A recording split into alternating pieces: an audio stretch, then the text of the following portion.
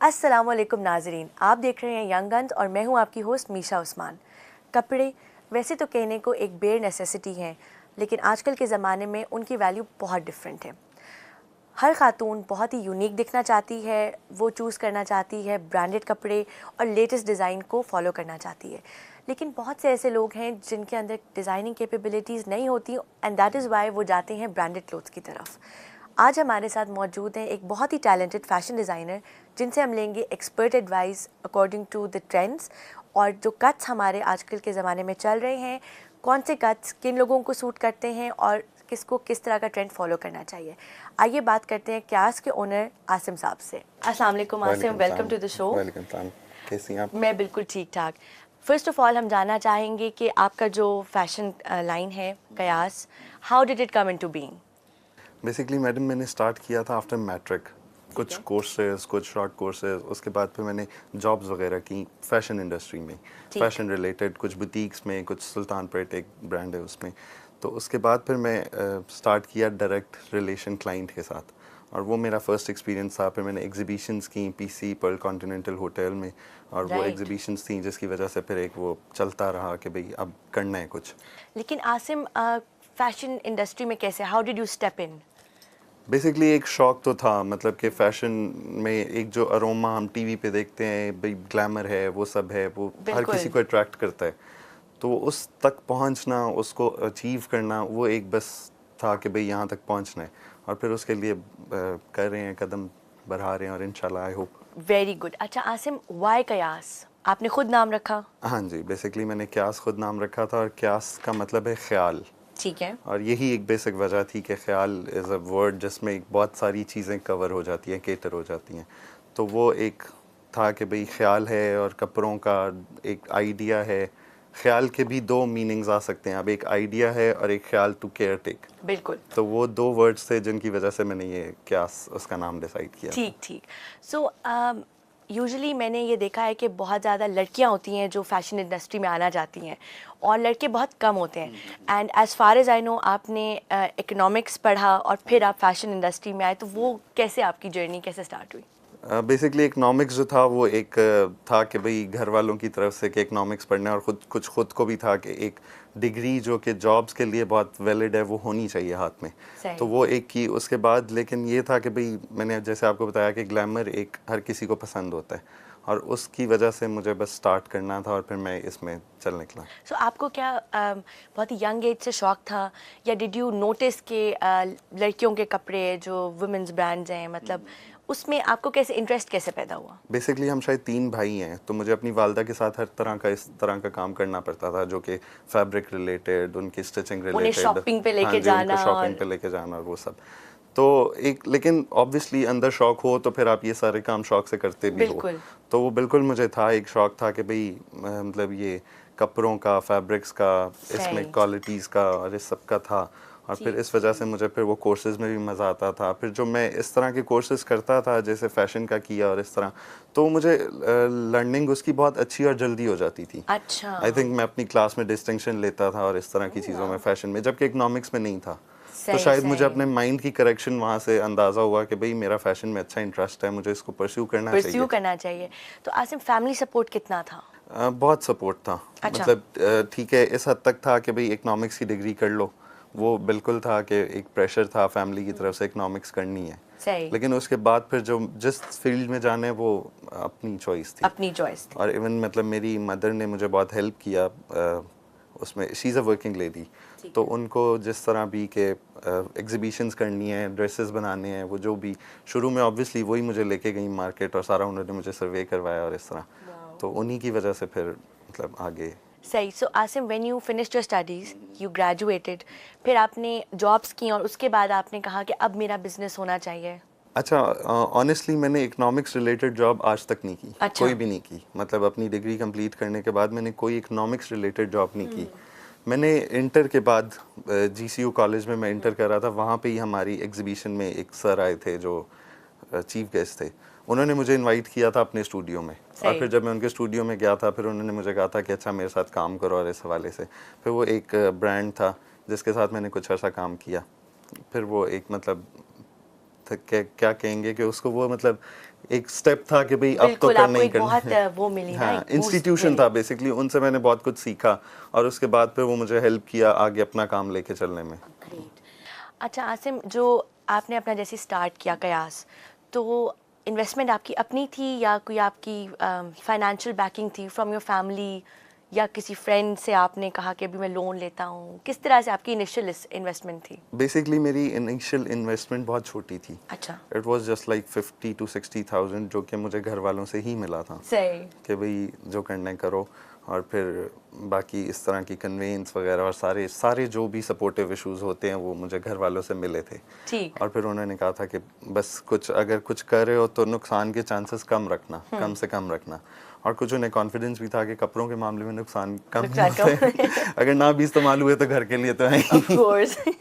तो आसिम, जब आपने अपना बिजनेस स्टार्ट किया तो आपने लोगों को भी हायर किया होगा फॉर हेल्प। हाँ जी, बिल्कुल। तो किन लोगों को हायर किया, मतलब वो क्या जर्नी थी आपकी कि आपने कहा अच्छा मैं एक टेलर ढूंढता हूँ या मैं कोई और, तो किस तरह से आपने परस्यू किया? बेसिकली जब ये मैंने फर्स्ट एग्जीबिशन की थी ना, तो उसके लिए जो भी मैंने ड्रेसेस स्टिच करवाए या डिज़ाइन किए, एम्ब्रॉयडरी, एम्बेलिशमेंट, वो वही लोग थे जिनसे मेरी फैमिली ऑलरेडी करवा रही थी। अच्छा। मतलब हर किसी की रेंज में ये चंद लोग तो होते ही हैं जिन्होंने स्टिचिंग करनी होती है और इस तरह, तो वो शुरू में थे बिल्कुल।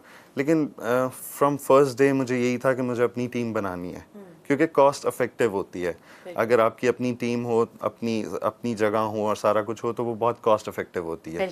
आपको जो एक चीज़ आप बाहर से करवा रहे हो, वो अगर 10 रुपए की पड़ रही है तो वो घर पे 5 रुपए की पड़ेगी।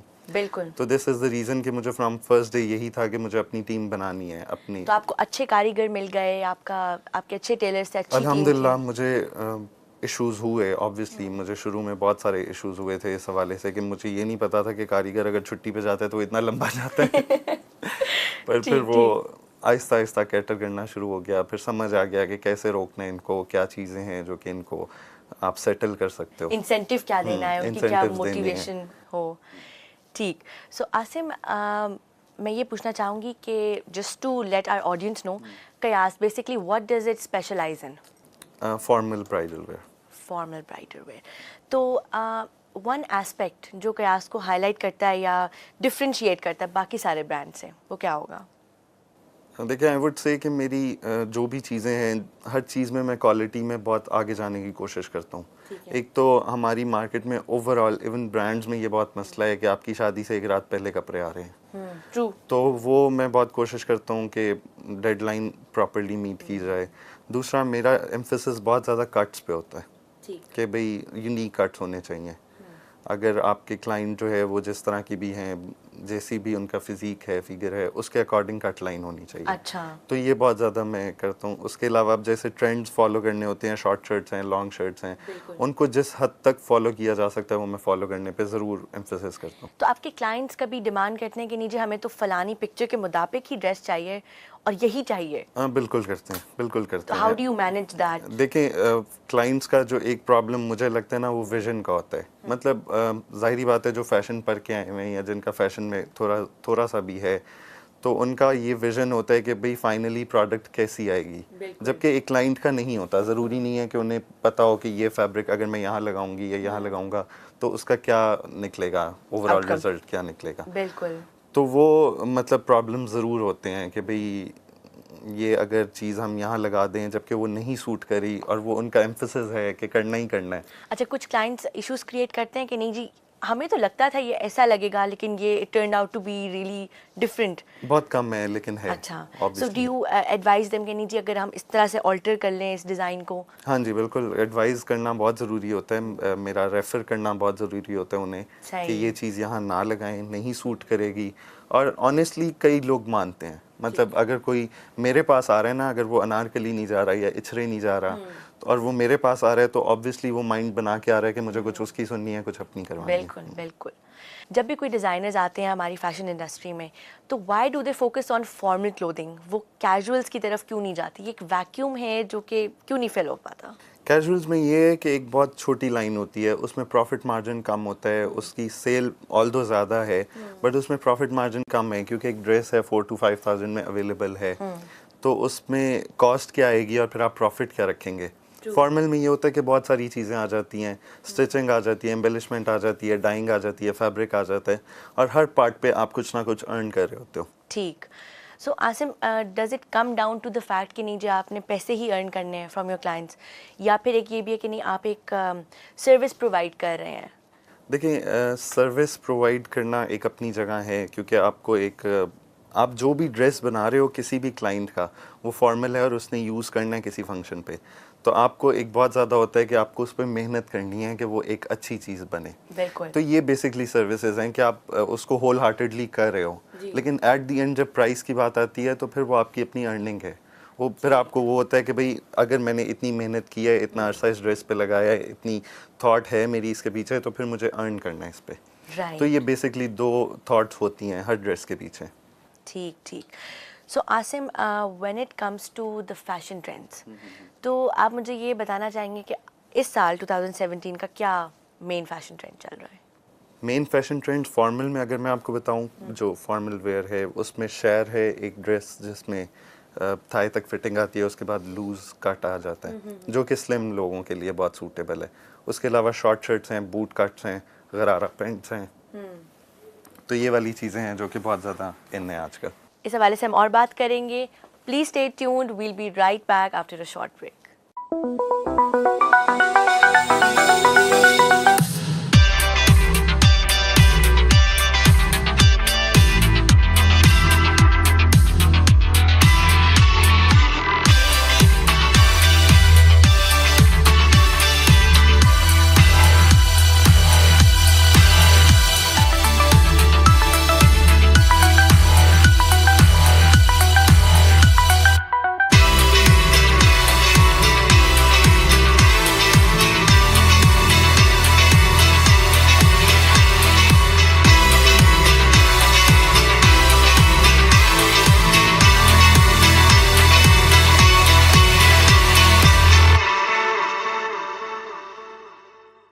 जी Nazreen, we're back from the break और हम बात कर रहे थे फैशन ट्रेंड्स 2017 के बारे में।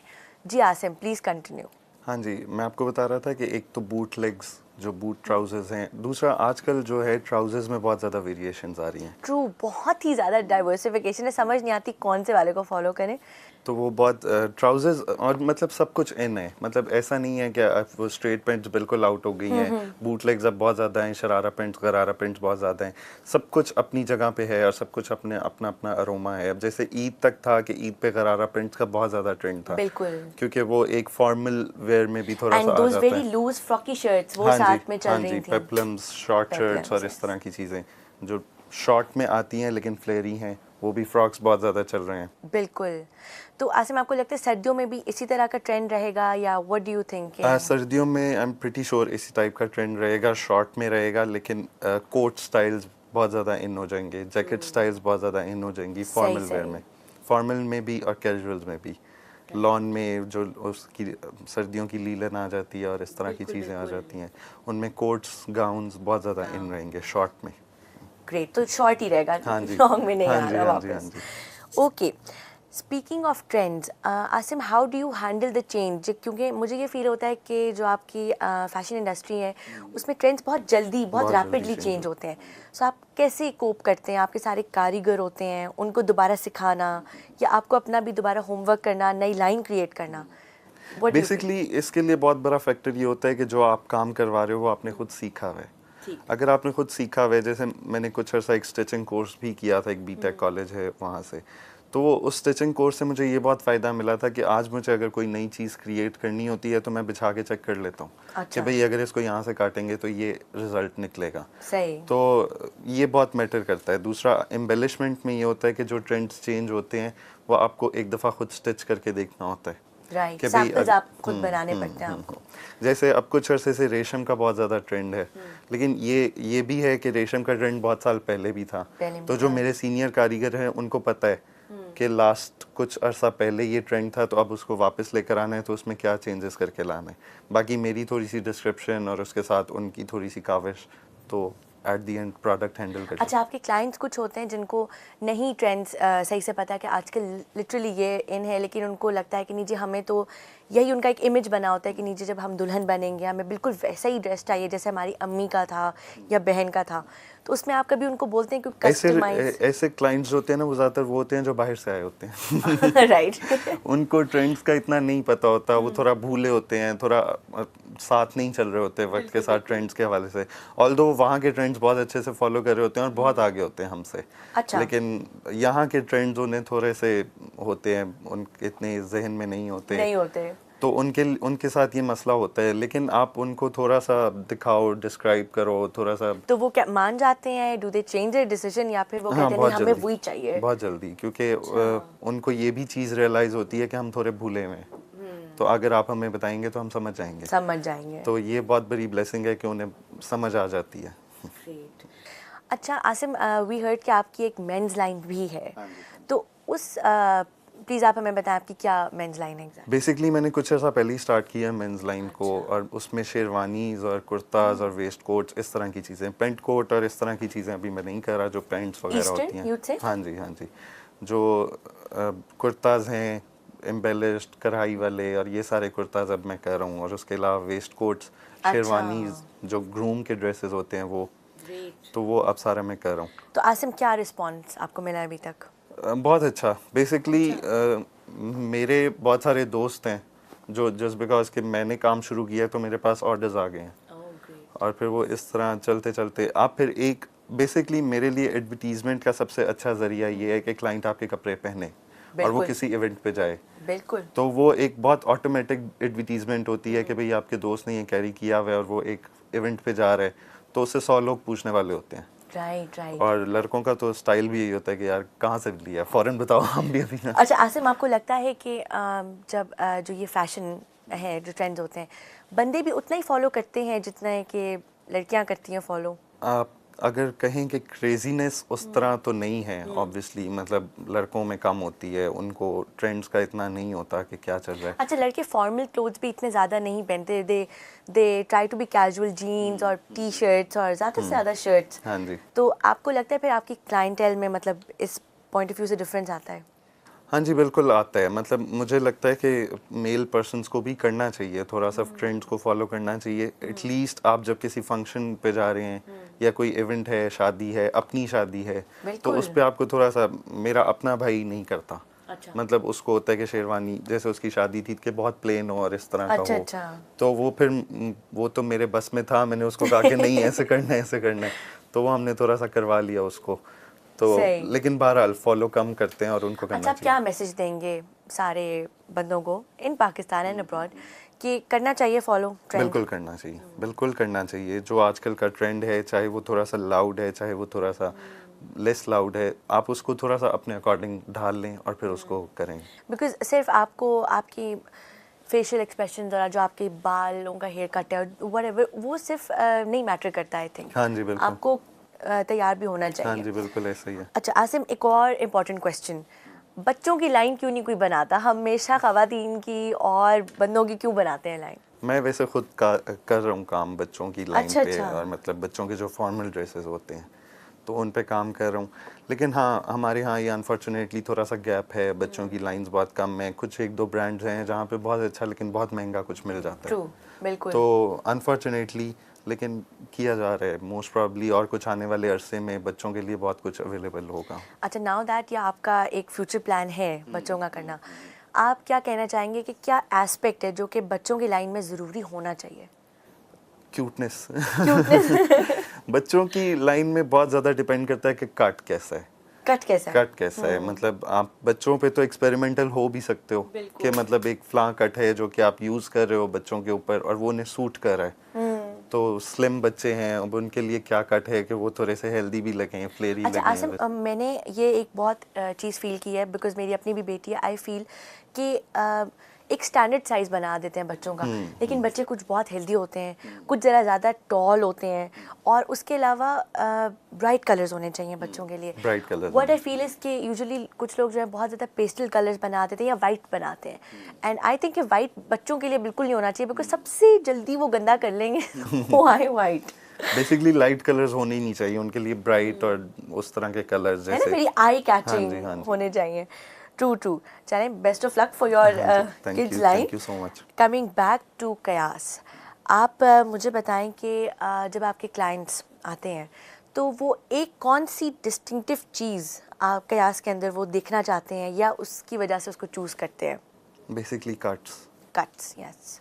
क्योंकि एम्बेलिशमेंट में आप देखें कुछ चीज़ें आती हैं जैसे दबका है, नक्शी है, स्टोन्स हैं, वो आप किसी भी तरह से लगा लोगे, उसको कभी इधर करके कभी उधर करके लगा लोगे, वो एक ठीक है, उसमें वेरिएशन आती है। लेकिन सबसे ज़्यादा जो इम्पोर्टेंट चीज़ होती है वो कट होता है, कि कट आप कितना वेरिएटेड रखोगे और उसके ऊपर फिर आप कैसे एम्बेलिशमेंट करोगे, वो बहुत मैटर करता है। तो मेरा जहाँ तक ख्याल है कि मेरे क्लाइंट्स बहुत ज़्यादा मुझसे कट डिमांड करते हैं और मुझे भी बहुत अच्छा लगता है कट्स पे काम करना। अच्छा, कट्स में तो फिर आपकी stitching plays an important role, तो व्हाट वुड यू से कि स्टिचिंग कितनी इम्पॉर्टेंट है? स्टिचिंग बहुत इंपॉर्टेंट है। फिटिंग एक किसी भी ड्रेस की, चाहे वो लूज़ फिटिंग है, वो लूज़ फिटिंग भी अगर है तो वो शोल्डर से कितनी एक्यूरेट आनी चाहिए, स्लीव से कितनी एक्यूरेट आनी चाहिए, वो बहुत मैटर करती है। तो स्टिचिंग एक बहुत इंपॉर्टेंट फैक्टर है और इसी वजह से मैं स्टिचिंग का कर भी रहा हूँ। और मतलब और जितने भी ब्रांड्स के कपड़े होते हैं या कुछ भी जो लोग ज़रा अच्छा स्टिचिंग करवाना चाहते हैं उनके लिए मैं मोबाइल स्टिचिंग एक कर रहा हूँ। अच्छा, दैट्स नाइस। तो ये आपका एक साइड बिजनेस है? साइड बिजनेस है, साइड लाइन आप कह लें। तो वो ये सीन होता है कि मतलब मेरे ही बंदे होते हैं, मेरी वर्कर्स होते हैं जो आपकी जगह से सूट पैक कर लेते हैं, ड्रेसेस पैक कर लेते हैं और फिर वो स्टिच करके मैं उनको वापस डिलीवर करवा देता हूं। वंडरफुल। तो आपकी जो प्राइस रेंज है, is it affordable for I think it is affordable because आप अब लिबर्टी में और इस तरह की मार्केट्स में स्टिचिंग रेट्स देखें तो वो काफ़ी हाई तो हैं। बहुत तो मेरे शायद उससे कुछ गुना ऊपर हों, लेकिन इसके बावजूद लोगों को एक सहूलत है, फिर एक ये है कि फिटिंग इशू नहीं आता, फिर एक प्रोफेशनल तरीके से हो जाता है। अच्छा, जब आपका कोई पिक करवाते हैं आप किसी के घर से कपड़े, so how do you know कि उनको एग्जैक्टली क्या चीज़ चाहिए? आप लोग पिक्चर्स एक्सचेंज करते हैं, वो क्या होता है? पिक्चर्स एक्सचेंज कर सकते हैं, लेकिन उसके अलावा मेरे लिए सबसे ज़्यादा प्रेफरेबल होती है वीडियो कॉल। अच्छा। वो वीडियो कॉल उनके फैब्रिक्स को रख के अपने सामने, तो उनसे वीडियो कॉल कर ली जाती है कि ये फैब्रिक आप कहाँ यूज़ करना चाह रही हैं या इसको कैसे। बाकी अभी जो मेरे जितने क्लाइंट्स हैं वो अल्हम्दुलिल्लाह मेरे पे ट्रस्ट करते हैं इस हवाले से कि आप जो मर्ज़ी बना दें। अच्छा, great. So talking about new clients, आपकी क्या प्रमोशनल स्ट्रैटेजीज़ हैं कयास की? कयास की प्रमोशनल स्ट्रैटेजीज़, एडवर्टीज़मेंट ये है कि मैं शोज़ वगैरह काफ़ी ऑर्गेनाइज़ करवा रहा हूँ, जैसे कि फ़ैशन शोज़, जिसमें मुझे लगता है कि एक फ़ाइनल प्रोडक्ट आपके सामने आती है, वो भी एक फ़ाइनल फिगर पे, तो आपको पता होता है कि भाई इसको स्टिचिंग भी, इसकी स्टिचिंग भी नज़र आ रही है, इसकी एम्बेलिशमेंट भी नज़र आ रही है।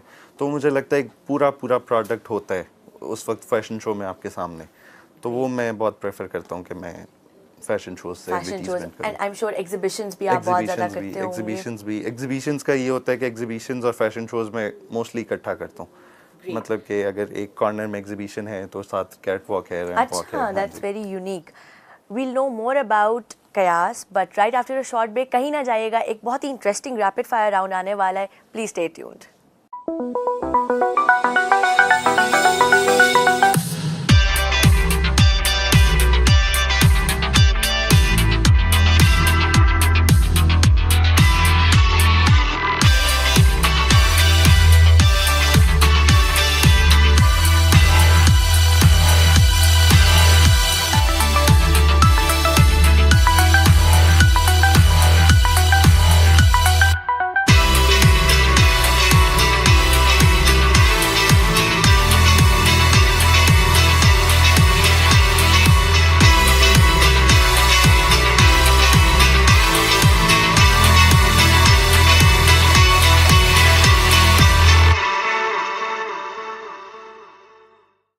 नाजरीन, we're back from the break. अब हम एक बहुत ही इंटरेस्टिंग रैपिड फायर राउंड करने लगे हैं आसिम के साथ. So Asim, please be ready for the rapid fire round. अच्छा, the first question is one color which suits everybody. I think black. Black. Black skin, मतलब दो टोन्स आती हैं जिसमें स्किन लाइट टोन्स में स्किन आता है और जो डार्क टोन्स हैं उनमें ब्लैक आता है. बट ऑल तो नहीं कह सकते आप. ऑल तो नहीं कह सकते. ठीक है. One colour which is best for all the weight watchers. Dark colours. मैं इसमें भी वन कलर नहीं कह सकता. डार्क कलर्स इसलिए कह सकता हूँ क्योंकि वो आपकी बॉडी को शेप अप करते हैं, थोड़ा सा कंटोर करते हैं. तो आपको बहुत लाइट फिर वही बात कि इसमें कट्स भी बहुत मैटर करते हैं, उसमें कलर्स भी बहुत मैटर करते हैं, लेकिन वन कलर तो इसमें भी मैं नहीं कह सकता. But dark. अच्छा, अगर कट के हवाले से बात करें तो क्या क्या होना चाहिए for weight watchers? Weight watchers के लिए एक तो सबसे पहली बात कि उनको पेप्लम्स और जो ये आजकल की चल रही हैं उसमें नहीं जाना चाहिए. अच्छा. क्योंकि वो एकदम आपका नीचे से बॉडी ब्रॉड लगता है. तो वो आपको थोड़ा सा कंट्रोल करना चाहिए कि आप पेप्लम्स वगैरह में ना जाएं. Do you think long shirts पहननी चाहिए? पहननी चाहिए, लॉन्ग शर्ट्स पहननी चाहिए. बहुत शॉर्ट शर्ट्स भी उन्हें सूट नहीं करती. फिर ये भी बहुत डिपेंड करता है कि आपकी आउट ऑफ शेप बॉडी कहाँ से है. मतलब अगर आपकी थाइज बहुत ज़्यादा हैं तो आपको फिर बहुत शॉर्ट शर्ट नहीं पहननी चाहिए. लेकिन अगर आप स्लिम हैं नीचे से तो फिर आप यहाँ से पहने, शॉर्ट शर्ट्स पहने. फिर बूट लेग्स बहुत ज़्यादा नहीं पहनने चाहिए. इस तरह की चीज़ें हैं जो matter. Coming back to the rapid fire round. अच्छा, best colour for thin women? Light colours. Light colours? You mean pastels या ब्राइट? नहीं, ब्राइट जैसे पिंक की टोन्स हैं बहुत सूट करती हैं थिन पीपल पे. जो और डार्क कलर्स भी बहुत सारे हैं जो बहुत सूट करते हैं, लेकिन for me light colours. Light colours. अच्छा, one must have colour for a bride? Red. Red. ये तो एक ऑल टाइम फेवरेट कलर है ना, वो तो होना ही जरूरी है. बाकी अगर आजकल के ट्रेंड्स के अकॉर्डिंग देखें तो skin colour, gold colour. True true. ये बहुत एक ट्रेंड है और अच्छा भी लगता है, कुछ लोगों में बहुत सूट करता है. और ये भी अब डिपेंड करता है ना कि बारात की ब्राइड है या वलीमे की ब्राइड है. तो वलीमे की ब्राइड के लिए और बहुत सारे कलर्स आ जाते हैं. उसमें खैर बहुत सारी ऑप्शंस हैं, लेकिन बारात में एक तो रेड है जो मैं पर्सनली क्लाइंट्स को ज़रूर रेफ़र करता हूँ कि आप रेड ज़रूर रखें, चाहे उसके साथ आप कोई भी कॉम्बिनेशन करें. तो वो स्किन है, ब्लू है, रॉयल ब्लू है. अच्छा, हमारा नेक्स्ट क्वेश्चन बिल्कुल यही है. Colour combination for the bride, वो एक one must have colour combination क्या है? Skin and red. Skin and red या गोल्ड एंड रेड. स्किन की कोई भी टोन. अच्छा. With red. Yes, you are right. ठीक. Your ideal? Bushra Ansari. Bushra Ansari. Why Bushra Ansari? Because she is the lady जिन्होंने हमेशा क्वालिटी पे काम किया. ठीक है. और मैं अगर उनको अपने फील्ड से रिलेट करूँ तो इसलिए क्योंकि उनकी ड्रेसिंग भी अप टू मार्क होती है हमेशा से. मतलब उनकी साड़ीज़, उनकी जो भी उनके ड्रेसेस हैं वो हमेशा अप टू मार्क हुए हैं. And I think she dresses according to her age. According to her age. और इसके बावजूद अगर वो कुछ ऐसा भी पहनती हैं जो कि उनको कैरेक्टर के लिए करना पड़ता है, जो उनकी एज के अकॉर्डिंग नहीं होता, लेकिन इसके बावजूद वो बहुत अच्छे से कैरी करती हैं. कुछ भी ड्रेस हो तो वो बहुत अच्छे से कैरी करती हैं. Good answer. अच्छा, best colour for main?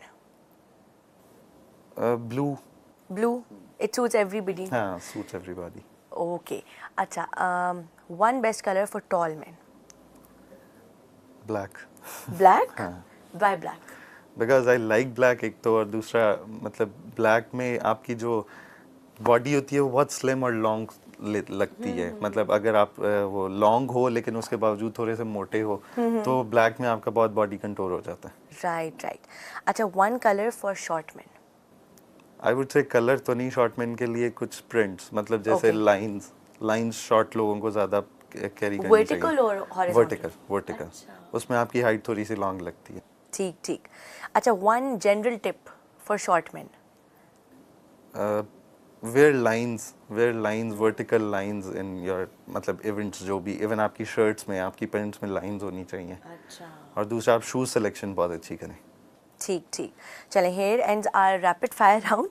Let's come back to कयास. हम आपसे और डिटेल लेंगे. आप मुझे बताएं, जब आपने कयास स्टार्ट किया, आपकी पहली लाइन थी, तो क्या इश्यूज़ या क्या हार्डशिप्स आपने फेस की इनिशियली?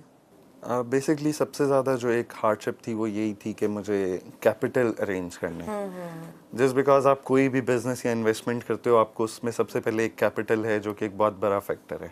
आप जितना ज़्यादा कैपिटल लगाओगे उतना ज़्यादा आपके चांसेस हैं उसमें ग्रो करने के। लेकिन मैंने आई थिंक मुझे जहाँ तक लगता है कि मैंने बहुत छोटे कैपिटल से स्टार्ट किया था। अच्छा। लेकिन आई थिंक अब आके मुझे ये फील होता है कि वो अब एक अच्छा फैक्टर था, जस्ट बिकॉज कि मेरी लर्निंग ज़्यादा थी।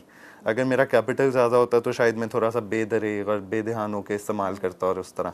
तो आसिम, हम कौन सी टाइमलाइन की बात कर रहे हैं? 4 to 5 years? 4 to 5 years back. हाँ ठीक ठीक। तो क्या थी, आपने कहा था कि 60,000 ऑलमोस्ट थी आपकी इनिशियल इन्वेस्टमेंट, तो डिड यू फील कि जी बहुत कम है या बड़ी मुश्किल से आपने पूरी की? जब चूँकि मेरे पेरेंट्स वर्किंग हैं और इस तरह, तो उनके बिहाफ पे तो मुझे लगता था कि मैं एक बोझ डाल रहा हूँ। अच्छा। कि मतलब मैं एक इतनी अमाउंट ले रहा हूँ, पर ऑब्वियसली बिजनेस के लिए 60,000 इज़ बहुत छोटी अमाउंट, बहुत छोटी अमाउंट। ठीक ठीक। So how big was your line इस इन्वेस्टमेंट के साथ? इस इन्वेस्टमेंट के साथ मैंने बहरहाल मुझे अपने पार्ट पे जो लगता है कि मैंने काफ़ी कुछ किया। अच्छा। जस्ट बिकॉज कि मेरी पहली एग्जीबिशन थी पर्ल कॉन्टिनेंटल में, और अच्छा, वो इंडिविजुअल एग्जीबिशन थी। तो उसके लिए मैंने जो ड्रेसेस बनवाए, जो एम्ब्रॉयडरी, कुछ चीज़ें क्रेडिट पे की, मतलब अपने स्टिचर से क्रेडिट पे करवाया और इस तरह। अच्छा। तो वो फिर इसके बावजूद मुझे लगता है कि मैं 60,000 में अगर 60 ड्रेसेस भी बना के बैठा था तो वो बहुत बड़ी बात है। True that, true that. तो कैसा रिकग्निशन मिला आपको, मतलब क्या इंकरेजमेंट मिली पहली लाइन? बेसिकली पहली लाइन से, पहली एग्जीबिशन से मुझे बहुत ज़्यादा इंकरेजमेंट ओवरऑल फैमिली से मिली थी। मतलब खाला, मामू, ये सब लोग और इस तरह के लोग। अच्छा, आपके फ्रेंड्स भी थे, यूनिवर्सिटी फ्रेंड्स भी थे, बिल्कुल थे। मतलब वो एक जो पहली लाइन थी, चूँकि मेरी कोई पीआर कंपनी नहीं थी, कोई मेरी इस तरह की हायर नहीं की थी मैंने, लेकिन इसके बावजूद मुझे इतनी ऑडियंस आ गई, इतने लोग आ गए, तो वो मेरे लिए एक बहुत बड़ी अचीवमेंट थी। और मतलब पहली एग्जीबिशन में मुझे एक ये फीलिंग बहुत ज़्यादा वो थी, सपोर्टिव थी कि भाई मैंने जितना एग्जीबिशन पे खर्च किया था उतना मैंने रिटर्न कर लिया। अच्छा, वंडरफुल। तो आपका तो मतलब प्रॉफिट हाँ फिर जी। हुआ था सही से? प्रॉफिट नहीं कह सकते, but no loss no profit. अच्छा अच्छा, ग्रेट, ब्रेक इवन हो गया हाँ आपका। जी, ब्रेक इवन हो गया। ठीक है। तो आसिम, कभी ऐसा आपको फील हुआ है कि आपकी फैमिली मेम्बर्स या जो फ्रेंड्स हैं, क्लोज फ्रेंड्स, वो बोलें कि नहीं यार हमें बना दो, एक ड्रेस फ्री में बना दो, यार हम तुम्हें बाद में पे कर देंगे, कभी ऐसी कोई चीज़ हुई? अच्छा, मेरी जो इंटीमेट फैमिली है उसमें तो मुझे कभी ऐसा कोई इशू नहीं आया। अच्छा, दे पे फॉर एवरीथिंग? हाँ जी। अच्छा। लेकिन चूंकि अब आके ऐसा हो गया है कि जो मैं सैम्पल्स बनाता हूँ और जो मेरे घर पे भाभियाँ और मदर जो हैं वो यूज़ करते हैं, सही। और मैं खुद कहता हूँ कि भाई यूज़ करो ताकि मेरा इश्तिहार चलता हाँ, फिरता जाए। एडवर्टाइजमेंट तो हो। हाँ जी। तो वो अब ज़रूर यूज़ करते हैं, लेकिन दोस्तों में ये बहुत ज़्यादा होता है कि भाई इस दफ़ा डिस्काउंट दे दे, इस दफ़ा कम कर दे। अच्छा, तो हाउ डू हैंडल दैट? क्योंकि वो भी एक प्रेशर होता है, क्योंकि आपको अपनी कॉस्ट भी मेंटेन करनी है, लेकिन दोस्तों को भी नाराज़ नहीं कर सकते, तो वो कैसे आप हैंडल? बेसिकली जिस तरह वो बेतकल्लुफ़ी से कह रहे हैं कि कर दो, तो फिर मैं भी बेतकल्लुफ़ी से कह देता हूँ कि भाई इसके बाद मुझे नुकसान है। अच्छा, तो मत so करवाओ। वो माइंड नहीं करते, दे आर फाइन। जो कर जाते हैं उनसे फिर ख़राब हो जाती है। जो नहीं करते उनसे चलता रहता है सिलसिला। सही सही। अच्छा, टॉकिंग अबाउट कयास, आपकी प्राइस रेंजेस क्या होती हैं, मतलब आप कैसे केटर करते हैं? बेसिकली मैं कस्टमाइज काम करता हूँ, तो प्राइस रेंजेस बहुत ज़्यादा क्लाइंट के अकॉर्डिंग होती हैं। ठीक है। कई दफ़ा मेरा क्वेश्चन क्लाइंट से डायरेक्टली होता है कि आप अपनी रेंज बताएं, रेंज के अकॉर्डिंग मैं आपको ड्रेस प्रिपेयर कर दूंगा। लेकिन सेमी फॉर्मल्स की है कि 5 to 20 जाती है, ठीक है। फॉर्मल की 20 to 40-50 जाती है। How would you define semi formal? Semi formal को मैं इस तरह डिफाइन करूंगा जिसमें एम्बेलिशमेंट ना हो, ठीक, मतलब कढ़ाई ज़्यादा हो। स्टिचिंग और मतलब फॉर्मल फैब्रिक हो। ठीक। बेसिकली कोई भी आप फैब्रिक ले लें फॉर्मल, जिसमें शिफॉन जो है टॉप ऑफ द लिस्ट है। ठीक ठीक। कि आप शिफॉन में कोई ड्रेस बनवा रहे हैं तो वो सेमी फॉर्मल ही है। बिल्कुल। और उस पे फिर आप एक हल्की फुल्की कढ़ाई करवा लें, या अच्छा, सिल्क्स भी आपके फॉर्मल में सिल्क्स भी आ जाते हैं। हाँ जी। ठीक ठीक। तो प्राइस रेंज मतलब आपकी बहुत ही ज़्यादा वैरी करती है अकॉर्डिंग टू वेरी योर करती है, लेकिन ब्राइडल की एक है जो कि मतलब ब्राइडल चूँकि बहुत हैवी ड्रेस होता है, उसके दुपट्टा 4 साइड होती हैं, मैक्सी है तो उसकी लहंगा है, तो वो 3 चीज़ें आ जाती हैं। तो वो मेरी प्राइस रेंज स्टार्ट ही 90 या 1 लाख से होती है। ठीक। तो उसमें कभी आपके क्लाइंट्स ऐसे कहते हैं कि नहीं जी आप कस्टमाइज़ करें, थोड़ा सस्ता कर दें? कस्टमाइज़ करें, सस्ता कर दें, फिर मैं उसको ब्राइडल नहीं कह सकता, क्योंकि वो फिर सेल्फ सेटिस्फेक्शन नहीं है ना कि आपने इतना लाइट ड्रेस ब्राइडल बनाया है। तो फिर मैं उसको ब्राइडल नहीं कह पाऊँगा। अच्छा, एक मैसेज जो आप अपने सारे क्लाइंट्स को और फ्यूचर क्लाइंट्स को देना चाहें कि जब भी कोई किसी की भी स्टूडियो मतलब फैशन स्टूडियो विजिट करता है तो एक चीज़ है जो उनको नहीं करनी चाहिए, वो क्या है? थोड़ा सुनना चाहिए, मतलब जो आपको अगला फैशन जिसने किया हुआ है, जिसको फैशन की सेंस है, वो अगर उस जगह पे बैठा हुआ है तो उसको पहले सुने, एडवाइस मतलब फॉलो एडवाइस करें। लें, एडवाइस फॉलो करें उसकी। उसके बाद फिर अगर आपकी अपनी कुछ डिमांड्स हैं तो वो भी इस तरह सामने रखें कि वो उसमें भी आपको एडवाइस कर सके। मतलब ऑब्वियसली वो आपको देख रहा है, आपको पूरा ओवरऑल लुक है उसके सामने, तो आपको कुछ अच्छा ही रेफर करेगा, जस्ट बिकॉज कि उसको अपना बिजनेस चलाना है, उसको अपना काम दिखाना है, तो आपको कुछ ना कुछ अच्छा ही रेफर करेगा। बिल्कुल। तो जस्ट लिसन टू हिम और her. So Asim, when it comes to bridal dresses, तो एक ड्रेस पे कितने कारीगर काम करते हैं या कितने लोग काम करते हैं? ड्रेस की उस पे हैवी होने पे बहुत ज़्यादा डिपेंड करता है। ठीक है। अगर ड्रेस बहुत हैवी है तो मेरे कुछ ड्रेसेस ऐसे भी गए हुए हैं जिसमें 6 वीक्स 5 लोगों ने काम किया था, 5 कारीगरों ने। continuously? हाँ जी, मतलब दिन के 8 से 10 घंटे। वाओ। तो तब जाके डेडलाइन मीट हुई थी और वो काफ़ी अच्छा खासा हैवी ड्रेस था। अच्छा। फिर उसमें स्टिचिंग आ जाती है, उसमें अब एम्बेलिशमेंट में भी कई चीज़ें आ जाती हैं। आड़ी वाला अलग है, सलमे वाला अलग है, स्टोन्स लगाने वाला अलग है, सरोस्की वाला अलग है, तो फिर वो चीज़ें आती हैं। उसके बाद फिर जब स्टिचर्स पे चला जाता है तो फिर वो मास्टर फॉर्मल का अलग है, कैजुअल्स का अलग है। अच्छा। आपको कभी फील हुआ कि जब आप कारीगर आपके काम कर रहे होते हैं तो आप इंडिविजुअली सबको जाके देखें, उनको गाइड करें? बहुत ज़रूरत होती है। मतलब अभी ऐसा है कि मैंने अपने यूनिट पे एक मैनेजर रखा हुआ है, ठीक है। जो ओवरऑल चीज़ों को देखता है। पर जब तक आप खुद नहीं कर रहे होते साथ, तो वो आपको फाइनल प्रोडक्ट वैसी नहीं मिल रही होती जैसी आपने अपने जहन में इमेज बनाया होता है।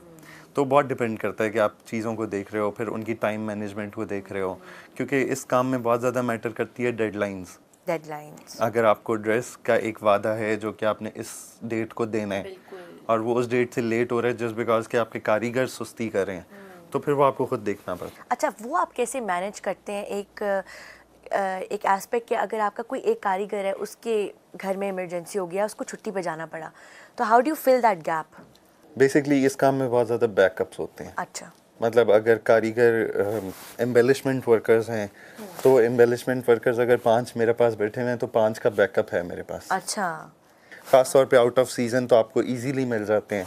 विद इन सीजन ये होता है कि जिनको आपने थोड़ा सा कुछ अर्सा पहले रखा होता है, कोई इंसेंटिव दिया होता है, फ्री लंचेस आप कह सकते हैं कि मतलब अवेलेबल होते हैं इस अवेलेबल तरह से। होते हैं। हाँ जी। ठीक ठीक।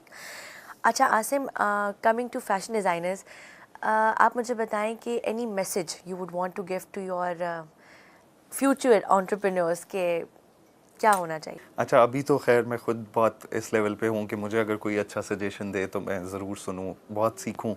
लेकिन आने वाले लोगों से मैं ये कहूँगा कि आपकी स्टडीज़ और प्रैक्टिकल लाइन बहुत ज़्यादा वेरी करती है।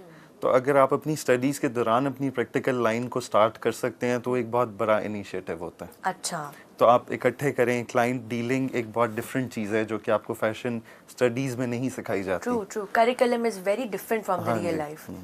तो वो आप साथ साथ अगर किसी तरह कैटर कर सकते हैं तो वो करें। ठीक है। और एनी मैसेज के मतलब इतना इनिशियल जो इन्वेस्टमेंट है या कैपिटल है वो रखना बहुत ज़रूरी है उस हवाले देखें, से? ये एक बहुत ज़्यादा पर्सनल चीज़ है कि किसी की क्या है, किसी की कितनी स्ट्रेंथ है कि वो उतना इन्वेस्ट कर सकता है। बट पॉइंट इज़ कि आप अगर छोटी इन्वेस्टमेंट से भी आते हैं और अगर आप मेहनत करते हैं तो फिर आप किसी जगह पे पहुंच सकते हैं। बिल्कुल। तो इन्वेस्टमेंट से ज़्यादा मैं यही कहूँगा कि मेहनत ज़रूरी है। मेहनत। एंड वुड यू से कि होमवर्क करना बहुत ज़रूरी है? होमवर्क करना बहुत ज़रूरी है।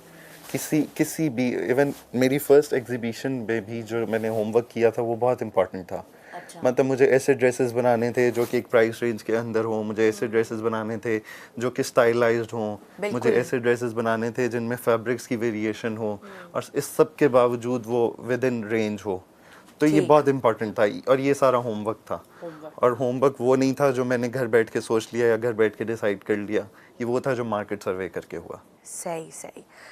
और आसिम, टॉकिंग अबाउट कयास, आपके फ्यूचर प्लान्स क्या हैं, फ्यूचर गोल्स क्या हैं आपके? फ्यूचर प्लान्स, एक तो मैंने आपको बताया कि मुझे किड्स लाइन शुरू करने का बहुत है कि मैं उसको फॉर्मली और अच्छे तरीके से लेके चलूँ किड्स लाइन को।